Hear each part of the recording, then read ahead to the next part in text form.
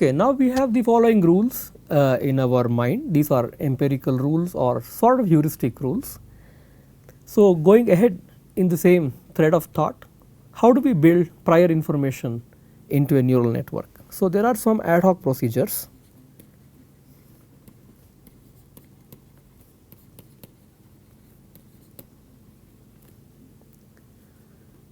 One would be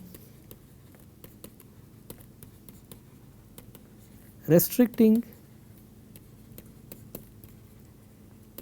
the network architecture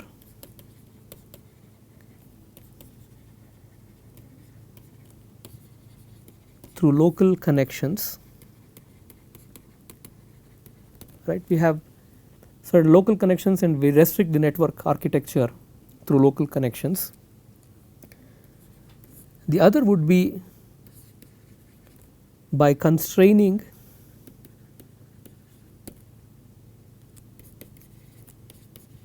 the choice of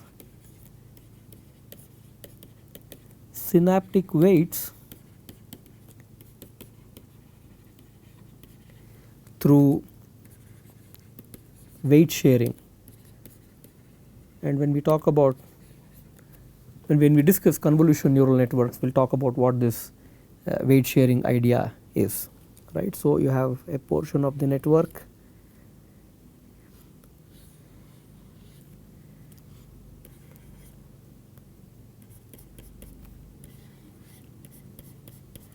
and you have some weights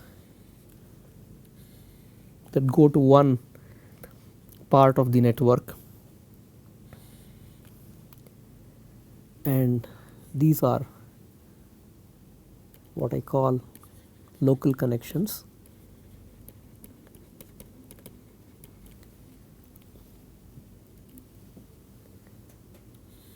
Similarly, we have for the bottom part, and then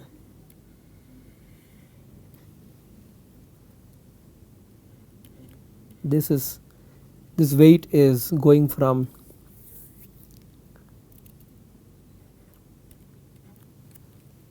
3 to 1 and this is going from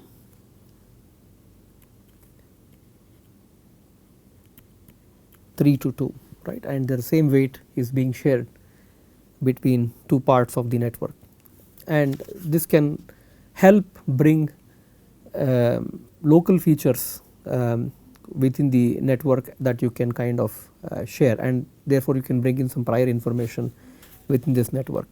This is really an ad hoc choice and there is no clearly what is the science behind incorporation of prior information to neural network. These are some procedures and we fold these procedures into mathematical formulation and let the network learn from these. Okay. Another concept, building invariances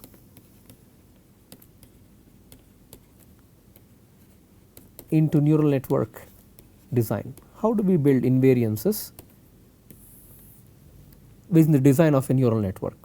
So, let us start with a simple example. So, I have this shape of a man, right, it's an Egyptian symbol. So, let us say this is A, just straight upright, this is tilted with a negative angle of 30 degrees, perhaps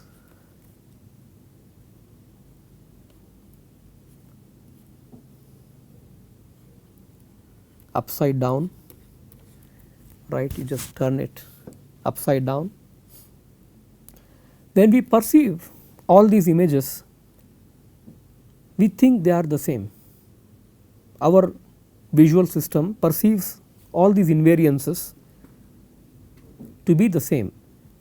How can we make a neural network learn these invariances, right? We perceive A through C to be the same, how can a neural network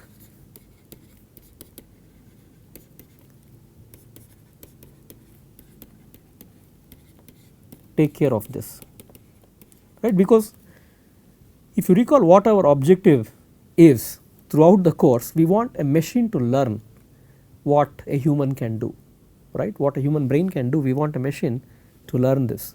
And if we want this to happen, how do we extract this information and make a machine learn this information? Through learning rules driven by an objective function. So, from our basics of coordinate geometry, we can say that the features from A through C, they are all linked via the rotational transform R, which is given by cos theta minus sin theta. This is sin theta and this is cos theta. This is the rotational transformation. So, if I give you the original coordinate space in this way, right, through a rotation of the coordinate axis, you can have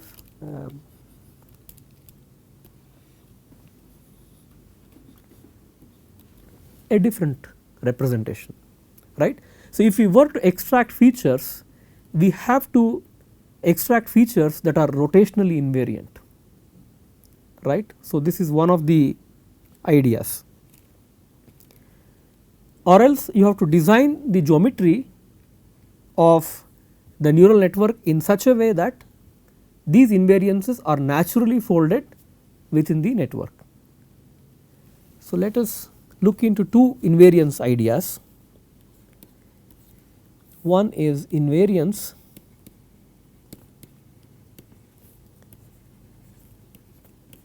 by structure, the other is invariance by training.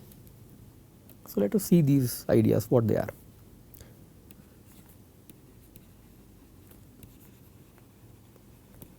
Transformed versions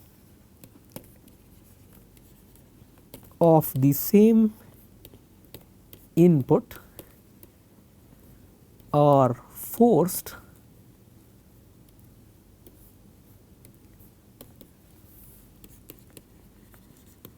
to produce the same output. For example, going back to our previous slide, right, if I have object A and I extract some features out of object A and I present it to the network and I say that the desired response is 1 for object A. Similarly, I rotate this object by an angle theta and I extract the features and I present it, I say that this also has to be the same desired response, right. And if we force the transformed versions of the same input to produce the same output, then we sort of bring in this invariance through structure.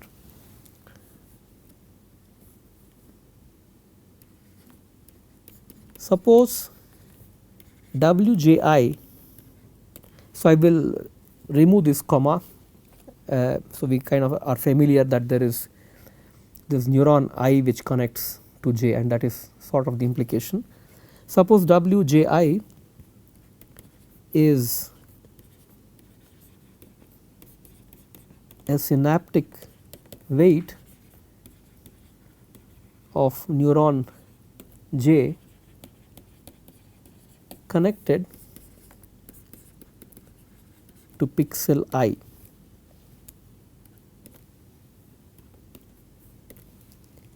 If Wji is equal to Wjk for all pixels I and k lying equidistant from the center of the image,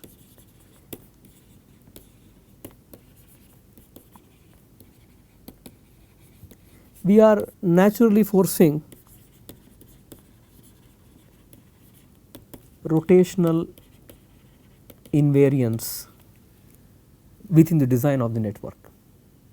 Similarly, we can think about translations, we can think about scaling, right. You may have an enlarged image, and if you have an enlarged image, you have to capture the local receptive field through some mask or a filtering operation and slide this operation across the entire image and then extract this information and then build these invariances. Or there can be a time or a space translate, right, even that has to be folded in. So, translations, rotations and scaling, these are all important features from our transformations from the original feature set, and these invariances have to be folded within the design of the neural network. So, let us go into the other invariance, which is invariance by training. So, let us start with an example.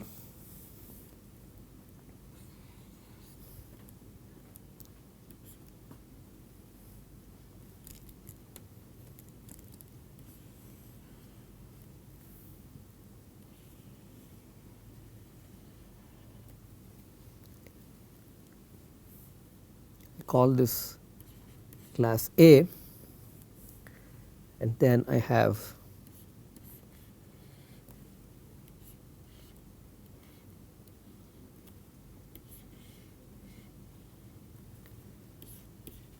this is class B.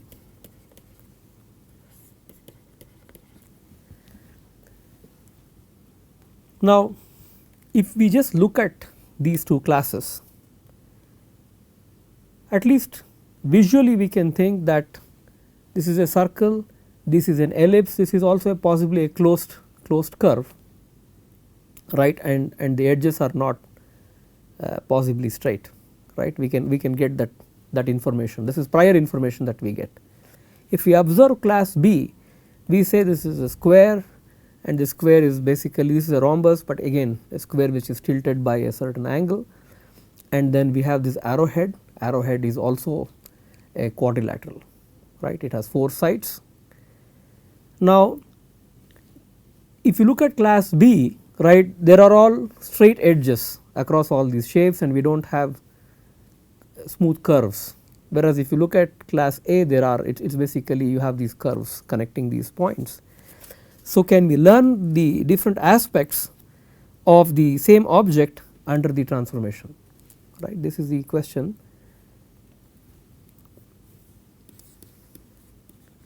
Can we learn different objects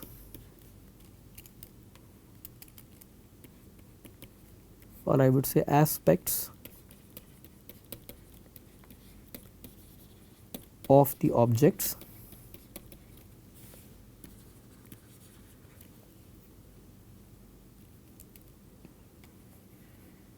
aspects of the same object under transformations, right. So, can we learn different objects or aspects of the same object under transformations? So, this is very important because our brain can recognize these objects within class A to be the same, and we can perceive objects within class A to be the same and objects within class B as the same, but if we were to make a machine do this, can we incorporate that within our design. So, this is an important invariance that we have to learn through training. Okay. So, then we will get into the other idea about what an invariant feature space is. Again, our guiding force would be examples. So, an invariant feature space is basically invariant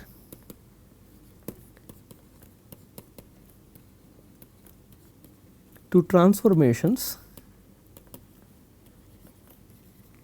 of the input space. We already saw some invariants in terms of rotational transformation, right, because you take the same object, you rotate by a certain transformation and it is invariant. But this is not a simple, this is simple transformation, a linear transformation, but we can think about non-linear transformations of the input space.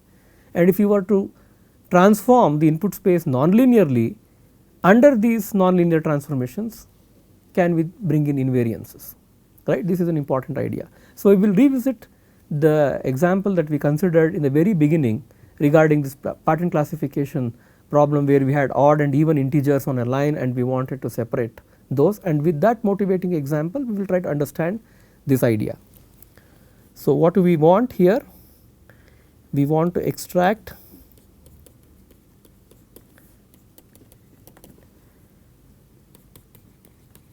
those features that capture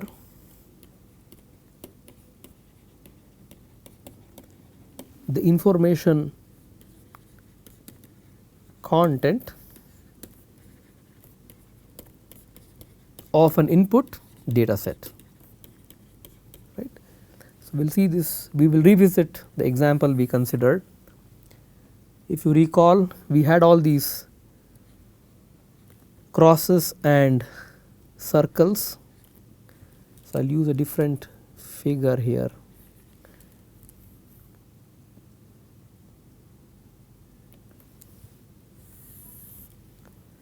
A different color, okay. So, we have these crosses in red and we have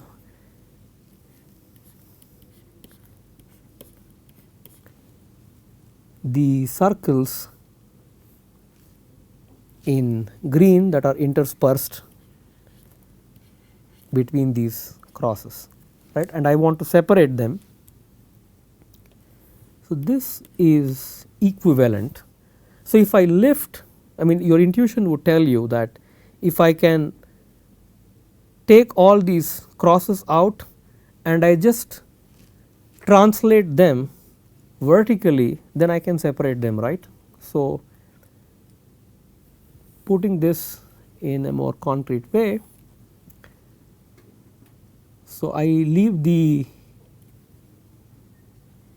circles the way they are and I take these crosses and I just lift them up vertically, right. Let us imagine that there is a transformation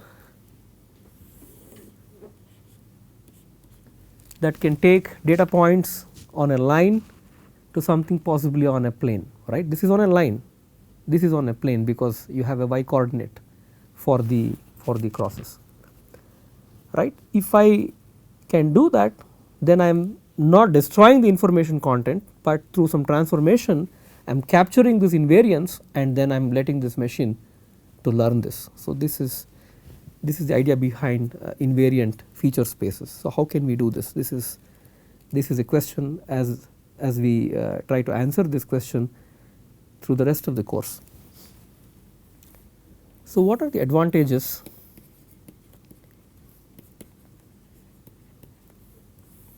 in having invariant feature spaces? One, the number of features applied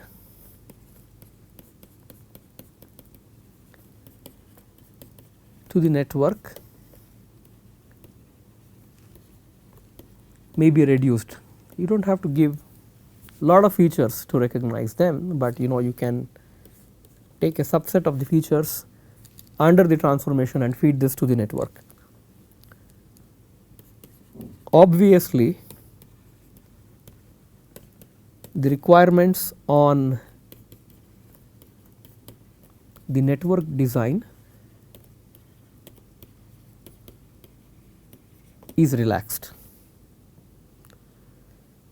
right. So, these are the major advantages, and because of which you can have invariance of all objects under the transformation and you are assuring this invariance naturally folded within the design of the neural network, and therefore this is important for our pattern recognition problems. Okay.